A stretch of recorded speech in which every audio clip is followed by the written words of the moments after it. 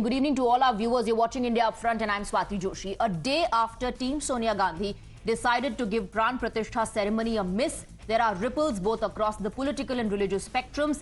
Facing flack from all sides, Congress today came out with a fresh ruse to defend its decision. One after the other, leaders echoed the same rationale. There are 4 Shankaracharyas in the country and they too have said that they won't participate in the ceremony. If they can, why can't we? However, even those within the party weren't convinced by the rationale. From topmost leaders to workers, several voices came out to say that they were hurt by this boycott of a historic event that was intrinsic to Hindu cultural renaissance. Congress के मुंह पर तमाचा पड़ा है और हिंदुत्व सनातन धर्म की विजय हुई है। हमारे कुछ युवा साथी जो भ्रमित होकर कांग्रेस में थे, आज उन्हें इस बात का एहसास हो गया कि यह कांग्रेस बाबर की पार्टी है। ये वो बाबर है जिसने भारत और पाकिस्तान का विभाजन किया। ये वो बाबर है जिसने चीन के सामने घुटने टेके। ये वो बाबर है जिसने भारत के हिंदुओं का तुष्टीकरण की नीति बनाकर दमन किया और पाकिस्तानियों का भला किया। ये वो बाबर है जिसने जब लोगों ने जनता ने हक की मांग उठाई तो इमरजेंसी लगाकर इंदिरा गांधी ने उनको जेल में बंद कर दिया। ये वो बाबर है जिसने राम मंदिर निर्माण को रोका और कार सेवकों पर गोलियां चलाई। ये वो बाबर है जिसने 70 साल तक रामलला को तंबू में रहने पर विवश किया और आज मोदी जी के नेतृत्व में 22 जनवरी को रामलला मंदिर में विराजमान हो रहे हैं। राम मंदिर की प्राण प्रतिष्ठा हो रही है। तो यही कांग्रेसी बाबर राम मंदिर के स्थापना दिवस के निमंत्रण पत्र को स्वीकार कर रहे हैं। ये बिल्कुल तुष्टीकरण की नीति हिंदुत्व और सनातन धर्म नहीं सहेगा। Accused of politicizing a personal matter for electoral gains, BJP called the entire opposition coalition anti-Sanatan, recalling how Jawaharlal Nehru was not in favor of government playing a role in the renovation of Somnath Temple. BJP further dig into the archives and alleged that the same party that distances itself from Ram Lala's consecration was all too willing to visit Babur's tomb in Afghanistan. From Nehru to Rahul Gandhi, all paid visits. The question is, has it now become secular to snub Sanatan?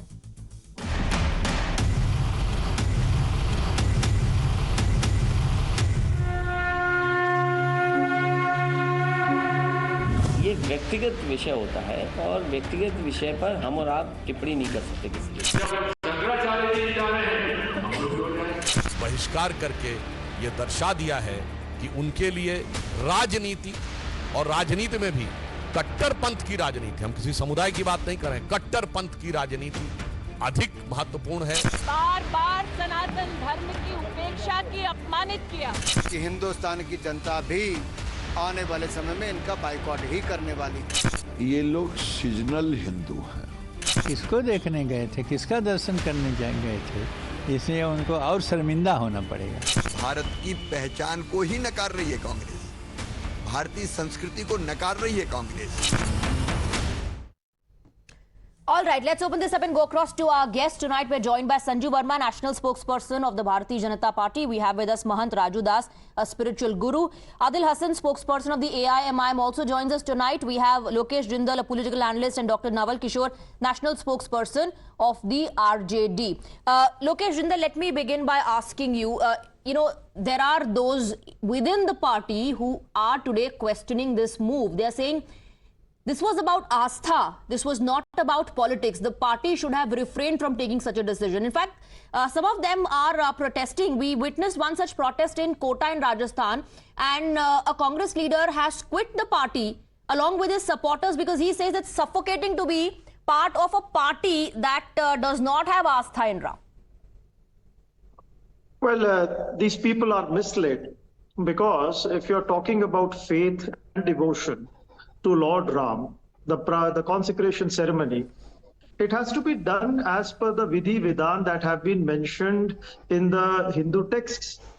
But if you see why the Shankaracharyas are refusing to attend the ceremony, number one, the temple is still incomplete. Secondly, when you talk about such ceremonies, they are usually according to the Vedic text, where generally a presiding priest or somebody who has been associated with religious life, he undertakes that entire event, that entire anushthan. But what we see, BJP is in such a hurry. It could not wait till 17th of April, which is the Ram Navami, where it could have had the consecration ceremony done. It was not able, it is not interested in calling the religious priests who have devoted their life to the religion, but it is in a haste so as to do the consecration ceremony before 22nd January, get the medal, politicize it, and get electoral benefits in the upcoming elections. Okay, now, so- this is something which is absolutely unacceptable to a Hindu. Okay, but my question because- was about the revolt within the party. My question was about dissent. My question is about those in the Congress party who think that this is a political move. The Congress party should not have taken this decision. No, I'm glad that the Congress party took this decision because it is in accordance to the basic tenets of the religion. It is exposing the But Lokesh ji, I BJP's am true asking you intention. about those who think this is not the right move. They are also part of the Congress party. They are also Congress leaders. Why are they not getting the message from the High Command? Well, the Congress does not act in an authoritarian manner as BJP does. If there are some people who want to go and visit the temple, they can do that. I mean, they are not refrained from it. Nobody is going to deny them any, or they will not be boycotted if they go and visit the temple. It's as per their own faith. However, politically, the Congress party denounces such use of religion in politics, and that is why it has refrained. Individuals from, associated with the party are still openly saying they will go and visit the temple. I know, so Sanjeev the Verma, you want to individuals come can in. go in an individual capacity with respect to their personal faith, Okay. but not as a political stand of the entire party. So Sonia Gandhi, Mallikarjun Kharge and Adhir Ranjan Chaudhary have denied it politically being part of the High Command of the Congress party, or this is their individual faith that they do not want to attend?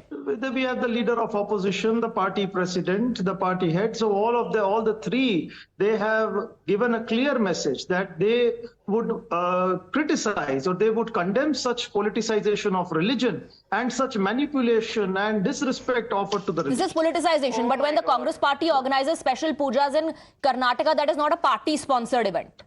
That No, becomes but if at becomes all- about if at religion. all- Then if there at is no all- politics. If at all that puja is done as per the Vidhi Vidhan, then it is welcomed. Okay, However, Sanjeev if Verma, that I know puja you is- want to come in, Sanjeev Verma, but because Lokesh Jindal is constantly talking about Vidhi Vidhan and we have Mahant Raju Das, I want to bring him in. Mahant Raju Das जी, विधि विधान की जो बात हो रही है उस पर जरा आप थोड़ा स्पष्टीकरण दीजिए, क्योंकि लोकेश जिंदल के साथ ही जो अन्य लोग हैं विपक्ष में, वो कह रहे हैं कि जब 4 शंकराचार्यों ने दूरी बना ली, ऐसा उनका कहना है कि 4 शंकराचार्य जा नहीं रहे हैं, वो हिस्सा नहीं ले रहे हैं प्राण प्रतिष्ठा में, तो फिर वो ऐसा क्यों नहीं कर सकते और विधि विधान से नहीं हो रहा है? इस पर जवाब आप दीजिए। देखिए, मुझको लगता है कतिपय कुछ ऐसे राजनीतिक पूर्वाग्रह से ग्रसित लोग हैं।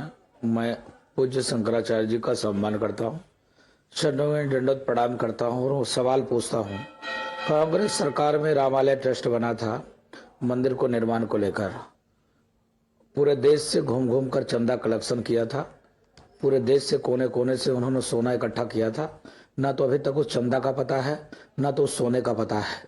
नंबर 2, अयोध्या में इतने वर्ष को संघर्ष के बाद नव भव्य दिव्य मंदिर का निर्माण, मंदिर की प्राण प्रतिष्ठा गर्भगृह में होता है, गर्भगृह बन के तैयार है, या ना कि मंदिर का उद्घाटन हो रहा है। मंदिर का प्राण प्रतिष्ठा महोत्सव है। क्या हो रहा है?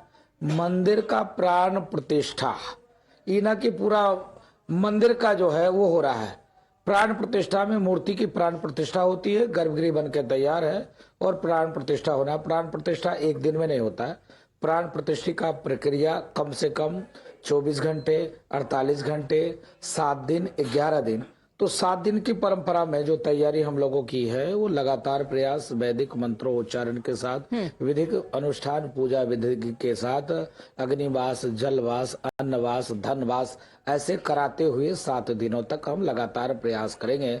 उस अनुष्ठान के माध्यम से पार्वण परमात्मा का जो लौकिक मंदिर बनी है अभी नया जो गर्भगृह, उसमें जो नई मूर्ति जो स्थापित की जाएगी ठाकुर जी की, उसकी प्राण प्रतिष्ठा हम करेंगे। नहीं, ये जो विधि विधान की बात हो रही है, हिंदू धर्म में क्या अलग अलग विधि विधान होते हैं? मना किया। क्या विधि विधान व्यक्ति के हिसाब से बदलते हैं? क्या अलग अलग विधि विधान होते हैं? परंपरा नहीं, कोई विधि विधान अलग नहीं है। हमारे रामानंद संप्रदाय की जो व्यवस्था है, हम रामानंदी संप्रदाय से जो पूजा करते हैं उसी पूजा के परंपरा के अनुरूप हम कार्य करेंगे। हम वैष्णव परंपरा को मानने वाले हैं, हम सन्यासी परंपरा को थोड़े मानने वाले हैं। हम वैष्णव साधु हैं, हम वैष्णव साधु है कि वैष्णव परंपरा को मानते हैं, वैष्णव परंपरा से हम पूजा कर रहे हैं। लोकेश जिंदल आपसे एक सवाल पूछना चाह रहे हैं। जो स्वामी जी, मैं आपसे पूछना चाहता हूं, जब तक शिखर के ऊपर अमलक और कलश स्थापित नहीं होता, गर्भगृह पूरा हो गया, ये आप कैसे कह सकते हैं? जब तक अमलक और कलश स्थापित नहीं होता गर्भगृह के ऊपर, आप कैसे कह सकते हैं कि गर्भगृह पूरा हो गया, पूरी तरह से बन चुका अरे है? जवाब तो देने दीजिए, लेट हिम रिस्पॉन्ड। जी, हमारा गर्भगृह हमारा हम ये टेस्ट के लिए मैं यहाँ नहीं बैठा हूँ, ना तो आपके सवाल के जवाब देने के लिए बैठा हूँ। अगर एंकर ने पूछा तो मैं उसका जवाब देता हूँ। विषय ये है, मैं पूछना चाहता हूँ, आपने जवाब दिया क्या?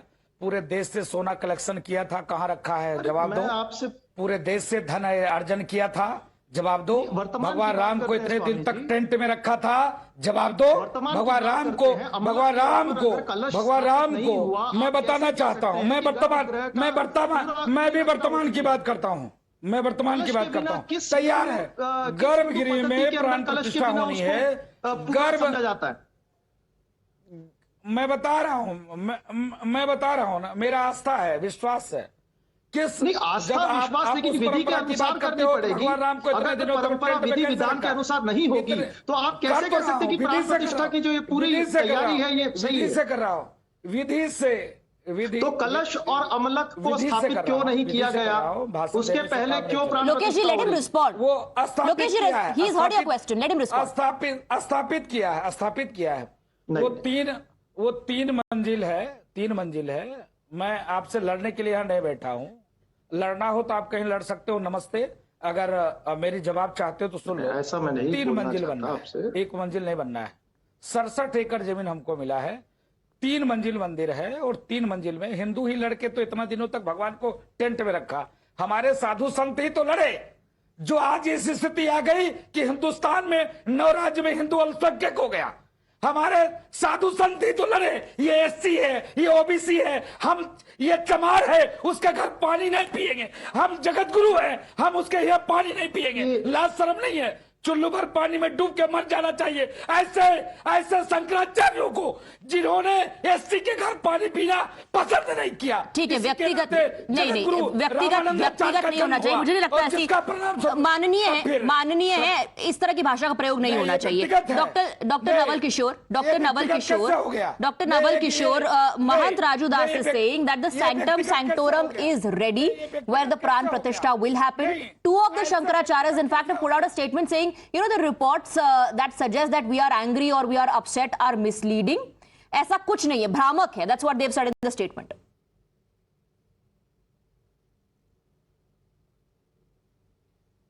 Can you hear me? I'm not able to hear your voice. If you are able to hear me now, as far as the excuse that is cited by the opposition that the Shankaracharyas are not attending, that they've distanced, 2 of them have put out a statement saying that these reports about us being angry or upset are misleading. भ्रामक हैं ये.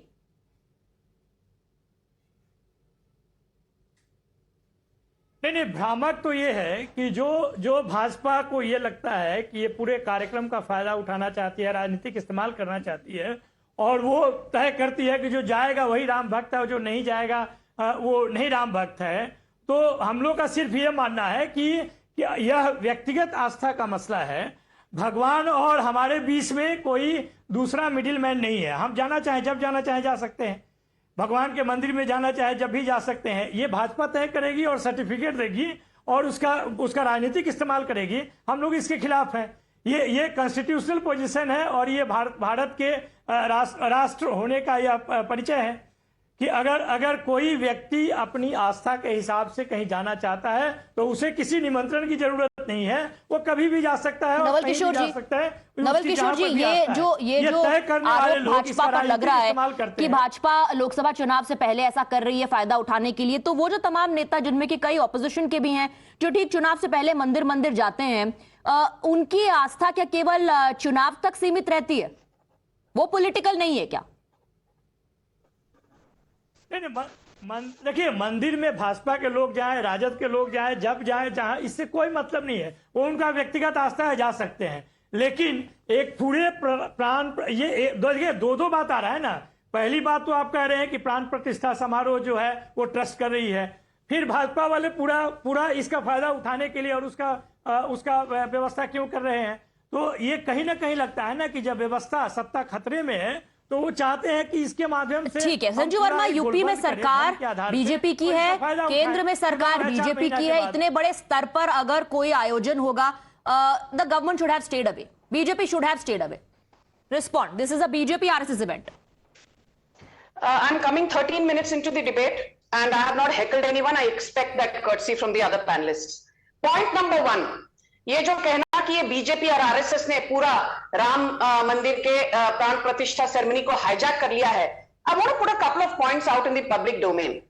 First and foremost, you know, as the Mahant on your show has rightly said, पूरा मंदिर निर्माण होने की जरूरत नहीं है. पॉइंट नंबर 1, सिर्फ गर्भगृह या सैंक्टम सैंक्टोरम यदि तैयार हो तो प्राण प्रतिष्ठा सेरेमनी हो सकती है as per Hindu spiritual text.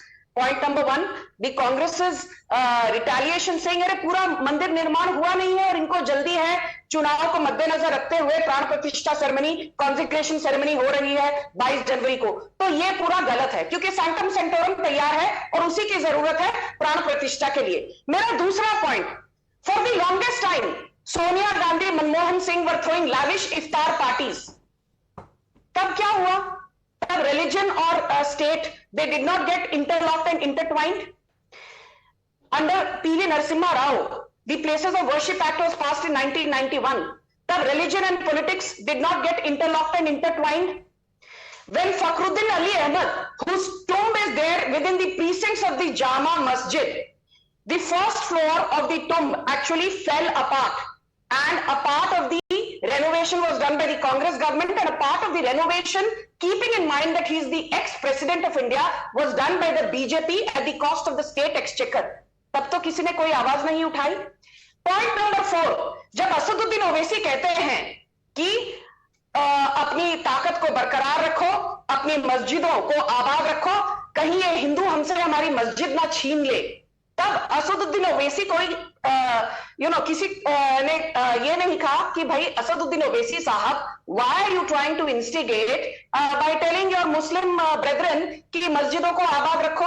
When the government decided to denotify 123 Waqf properties, saying that they are in violation of Article 30 of the Constitution, which actually initially provided for the Waqf Council, and saying that these are ultra virus of the Constitution itself. People like Asaduddin Owaisi, they said नहीं, ये तो ultra vires है ही नहीं. जबकि supreme court तक ने कहा कि डीनोटिफिकेशन जरूरी है, तब किसी ने ये नहीं कहा कि state and religion are getting intertwined. And I want to ask you, when Hamid Ansari on the eve of his departure after serving as the vice president for 10 long years says Muslims are treated as second class citizens in India, तब किसी ने ये नहीं कहा कि religion and politics are getting intertwined. जब पालघर साधुज को अप्रैल 2020 में उद्धव ठाकरे, राहुल गांधी और शरद पवार की मिलीजुली सरकार के सामने 200 पुलिसमैन खड़े थे and the जुना अखाड़ा sadhus were lynched to death by a bloodthirsty mob, तब किसी को साधुओं की याद नहीं आई. एंड जो आज शंकराचार्य की दुहाई देते हैं, स्वाति जी, मैं ये पूछना चाहती हूं, very recently in July 2023 a senior Hindu monk and a Jain monk, both of them were killed in Belagavi in Karnataka. Siddaramaiah के मुंह में फेविकॉल लग गया, तब किसी को हिंदुओं की और जैन मंक्स की याद नहीं आई. आज आपको शंकराचार्य की याद आ रही है. And last but not the least, I will take 10 seconds to call out the hypocrisy of the opposition. I think the greatest disservice to Shankaracharyas was done in 2004 November when the then head of the Kanchi Peeth, Shankaracharya Jagadguru, Gyanendra Saraswati was arrested and framed for murder. He was finally acquitted in 2013, but the Congress continued to undermine him till he breathed his last in 2018. Adil Hasan wants to come in, but quickly I want to ask you a follow-up question. Since you mentioned the Places of Worship Act, what is the NDA government stand on it?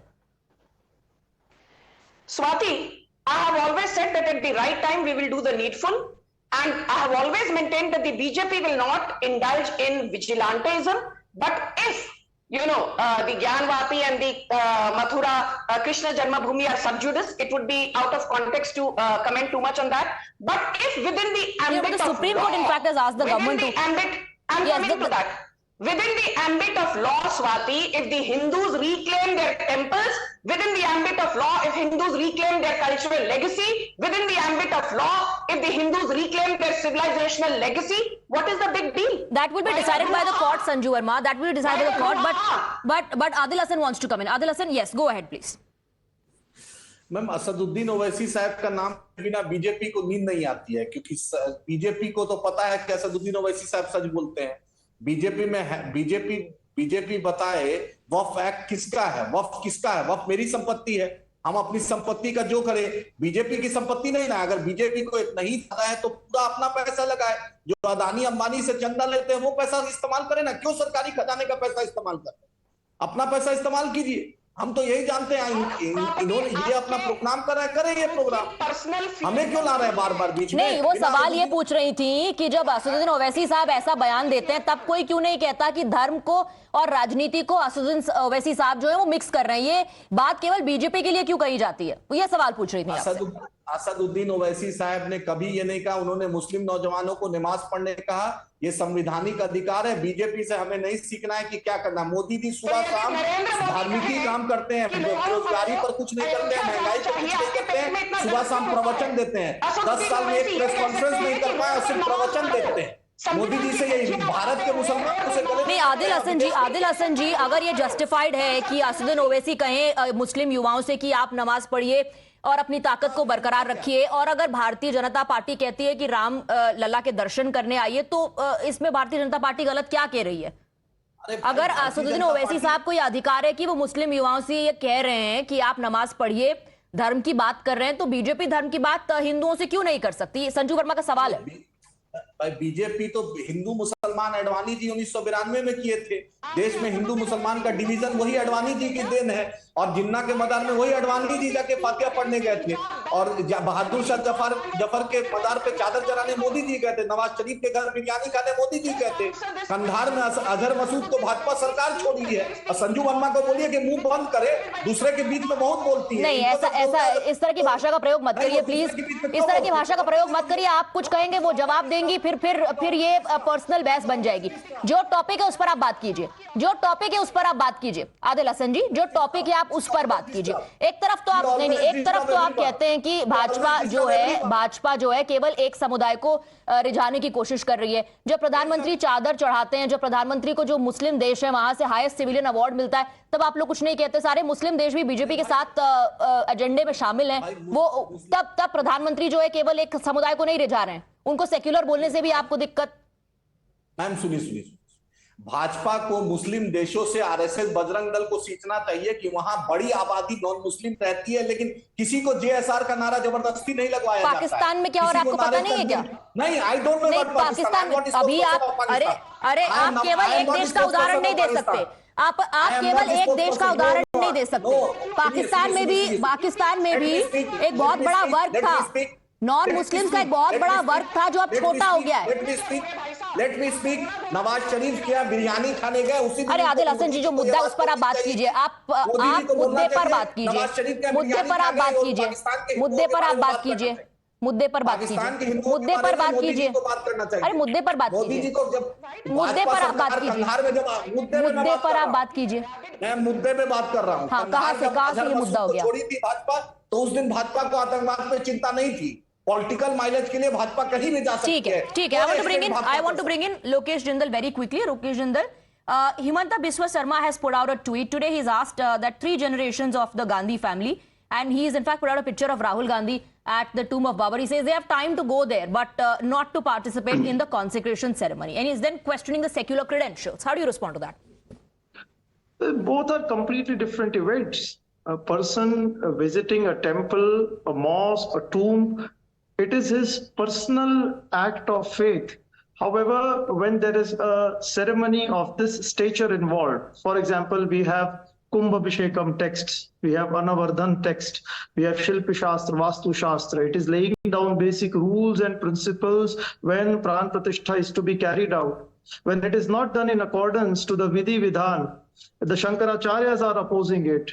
And the Congress has raised it that what is the haste, what is this form of a hurry in doing the Pran Pratishtha? I think he's absolutely right in taking a stand. and taking his call. Once the temple is ready, once the consecration is done, he will visit the temple. I mean, I don't understand why Then what is will the happen? BJP... Then what will happen to the sentiments of millions of Hindus? Now, if at all millions of Hindus, their sentiments desire Rahul Gandhi ji to go and visit the temple in Ayodhya. सर्वे करवाया आपने? I'm 100% सर्वे आपने sure. करवाया In कि order to keep अभी the जो heart Hindu है of वो नहीं millions of चाहते कि Hindus, कांग्रेस जाए. he will go at every extent. But again, from Rahul Gandhi's side, we will appeal to the Prime Minister that let the consecration You know, this ceremony is very be done interesting. When it as per comes the to Vidhi Rahul Vidhan. Gandhi, when it comes to the Gandhi family, you talk about personal faith. But when it comes to Prime Minister, when it comes to Narendra Modi, everything is about elections, everything is political. Sanju Verma, please respond to that. Thank you. You know, Swati, and now I just want to say a few lines from the Hanuman Chalisa which expose the hypocrisy of the Congress. हम सबको पता है भूत पिशाच निकट नहीं आवे, महावीर जब नाम सुनावे, नासे रोग हरे सब पीड़ा, जपत निरंतर हनुमत बीरा, संकट पे हनुमान छुड़ाए, मन कर्म वचन ध्यान जो लाए, सब पर राम तपस्वी राजा, तिनके काज सकल तुम साजा. I can go on and on, but इन पंक्तियों का मतलब क्या है? जहां पर भी कोई विघ्न होता है या कोई बाधा डालने वाला होता है तो हनुमान जी वहां खड़े हो जाते हैं और विघ्न हर्ता का काम करते हैं और वो ये कहते हैं कि किसी भी एनी स्पिरिचुअल इवेंट जहां पर कोई रोड़े डालने वाला या विघ्न डालने वाला या बाधा डालने वाला हो तो उसको उस इवेंट से दूर रहना चाहिए.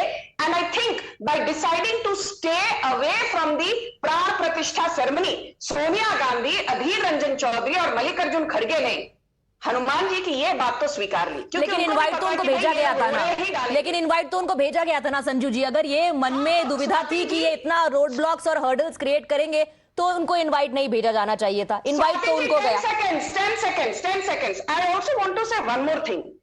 कि लोकेश ने एक बहुत इंटरेस्टिंग बात कही कि कांग्रेस में बहुत कल्चर है और free expression, we don't take vendetta style political action against people who speak against the party high command. तो आपको बता दूं कि DK Shiva Kumar, the Baahubali of Karnataka politics, ने ये कहा what is so political about the consecration ceremony, after all at the end of the day we are all Hindus and Ram bhakts. And do you know Shashi Tharoor has come out, guns blazing against DK Shiv Kumar, saying, I disagree with the statement that we are all Hindus. ये तो DK Shiv Kumar का personal statement है. अर्जुन मोरवाडिया, आपके कांग्रेस के विधायक from Gujarat, he has said what is so political about the consecration ceremony. And I tagged Jairam Ramesh के मुंह में फेविकॉल जम गया. तो आपके खुद के नेता, they are calling out the bluff of Sonia, Rahul and Kharge. So basically, you're citing the difference within the Congress party through these statements. I want to go across to Dr. Naval Kishore as well, but very quick reaction from Mahant Raju Das. Mahant जी, ये जो तमाम बयान आ रहे हैं opposition की तरफ से, आपको क्या लगता है, क्या वाकई वो ये मैसेज देना चाहते हैं कि देखिए चुनाव से ठीक पहले सब कुछ हो रहा है तो भाजपा जो है वो केवल वोटों को ध्यान में रखकर ऐसा कर रही है, या आपके मद्देनजर कोई और एजेंडा है, कोई और स्ट्रैटेजी है ऑपोजिशन की? हालांकि एक राजनीतिक सवाल है, लेकिन अगर आप जवाब देना चाहें. नहीं, मैं निवेदन पूर्वक कहना चाहूंगा शुद्ध रूप से, ये विपक्षियों का राजनीतिक स्टैंड है. उनको राम से कोई मतलब नहीं. राम सेतु को काल्पनिक कहा और इतना दूरी बनाना. मैं पूछना चाहता हूं, क्या किसी मुस्लिम त्योहारों में, मुस्लिम उत्सव में भी क्या इतनी दूरी ये बनाते हैं? क्या नहीं बनाते.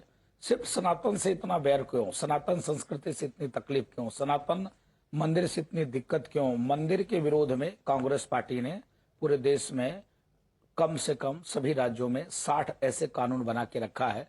4 लाख से ऊपर मंदिरों का अतिक्रमण करके रखा है. सारा टैक्स, सारा चढ़ावा सरकार लेती है. फिर भी हमने कोई सवाल नहीं उठाए, कभी चर्चा नहीं किया. हम तो प्रयास करते हैं, सर्वे भवन्तु सुखिनः, सर्वे सन्तु निरामय के साथ बात और काम करते हैं. लेकिन जिस प्रकार से राजनीति चल रही है, दुर्भाग्य की बात है. मंदिर, ये प्राण प्रतिष्ठा का कार्यक्रम किसी पार्टी का नहीं, किसी दल के नहीं, किसी संप्रदाय के नहीं. अभी महोदय बोल रहे थे, बीजेपी वाले जिसको चाहते वो हिंदू होता है, बीजेपी वाले जिसको चाहते मुस्लिम होता है. फायदा तो बीजेपी को मिलेगी. फायदा बीजेपी किस लिए मिलेगा? क्योंकि इन्होंने लाठी खाई, डंडे खाए, गोली खाए, संघर्ष किए. आपने लाठियां मारी, डंडे मारे, आपने तिरस्कार किया, आपने अपमान किया.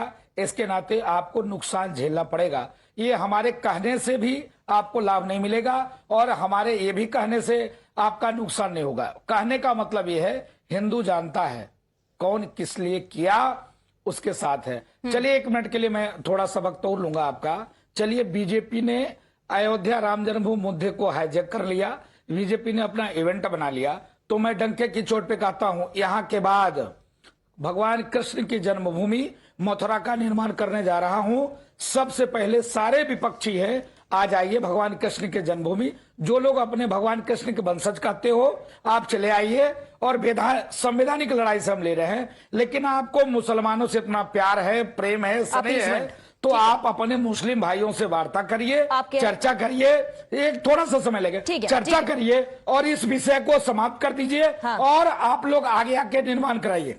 अच्छा, तो कह रहे हैं, आप कह रहे हैं कि तुष्टिकरण इसके पीछे का कारण। डॉक्टर नवल किशोर कुछ कहना चाह रहे थे, you wanted to say something, you are also smiling all the while, please go ahead.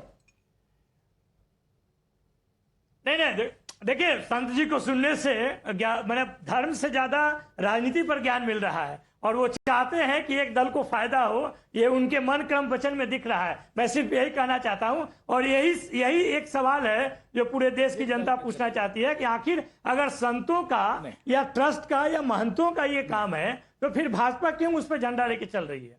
यही सवाल है बाकी। और इन्होंने साबित कर दिया ये कह के, अरे चल रही अंतिम बात, वो सहयोग कर रहे हमारी, तुम सहयोग करो ना, आप सहयोग करिए ना, आप सहयोग करिए ना, आप आइए आगे, आप सहयोग करिए। हम आपके साथ ना जाए तो बताइए, आपके लोगों को यहाँ चुनाव जीता है, क्या बात करते हो?